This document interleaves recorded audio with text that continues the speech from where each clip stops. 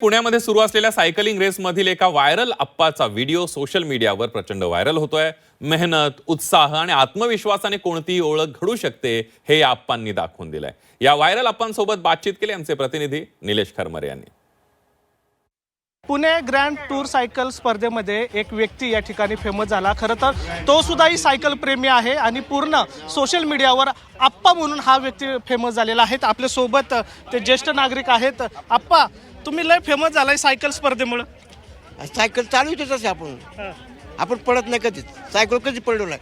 मी 100 kilo वजन होतो cycle अजून पण या स्पर्धेत तुम्ही सहभागी होणार होता, होऊन दिलं नाही। आता नको म्हणतात तर मला सोडून दिलं। साहेब म्हणले नको, आपलं बघा जा चक्कर मारून जातो मी। बरं म्हणलं। पण तुम्हाला जर स्पर्धेत भाग घ्यायला लावला असतं तर घेतला असता का? मग त्यांच्या मागे गेलो असतो मी। जिंकला असता का, हरवला असता का? नाही त्याला हरवा कसं नाही बरोबर हरवायचं नाही त्यांना। अप्पा, पण त्यांच्या सायकली पण लय महाग आहेत आणि जोरात पळतात। आपली सायकल पळाली असते का? आणि मग आपली पण सायकल तेवढी पळते। किती वर्ष झालं सायकल चालवतो? मला आता दुसरीला असं तेव्हापासून करतो मी।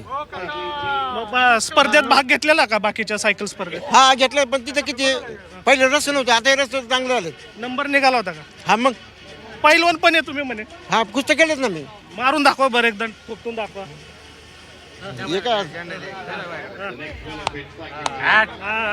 अप्पाचा विषयला video journalist V K Kamble sir, Nilesh Kharmare, Zee media, Pune.